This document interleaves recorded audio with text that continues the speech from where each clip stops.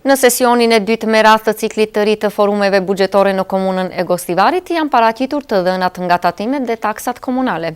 Po ashtu u bë edhe prezantimi i të dalave të planifikuara për vitin 2015, konkretisht për programet zhvillimore dhe investimet kapitale.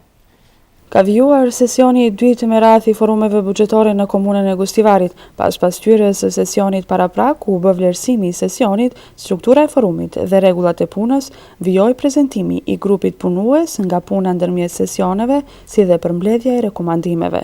Para të pranishmeve, Olivera Josifovska u prezantua me temën mbi pasqyrën e bazave të ndryshme të hyrave në buxhetin komunal, respektivisht tatim në pronë. Mbi tatimin për trashëgimi dhe tatimin në qarkullim, foli Leonora Useini, ndërsa për taksa komunale referoi Orhan Kreci.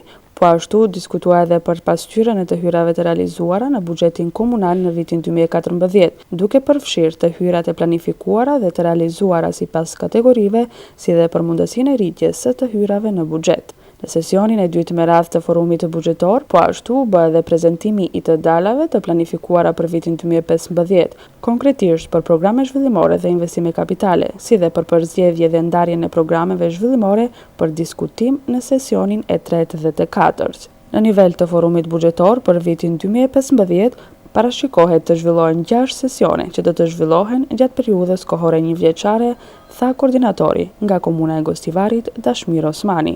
Është forumi në bashkësi, programe e Agjencionit Zviceran, që organizohet për 4 herë në komunën e Gostivarit. Komplet sesionet që do përgatiten nga forumi buxhetor janë gjithse 6. Prioritetet që do përcaktohen në bazë të këtij forumi, në bazë diskutimeve dhe në bazë prioriteteve që do përcaktojnë qytetarët, do të vendoset në buxhetin kalendarik për vitin 2015, të njëjta do të duhet të realizohen. Sesioni i 6 i forumit buxhetor do të duhet mbahet diku pas një viti, në të cilin sesion do të duhet të shpallen rezultatet nga forumet që janë mbajtur, domethënë sa ato prioritetet të qytetarëve që janë përcaktuar në kuadër të këtyre 5 sesioneve, sa prej atyre do të realizohen gjatë vitit të ardhshëm kalendarik. Programi është financuar nga Agjencia Zvicerane për Zhvillim dhe Bashkëpunim, ndërsa udhëhiqet nga Njësia për Koordinim të Forumeve në Bashkëpunim me Bashkësinë e Njësive të Qeverisjeve Lokale.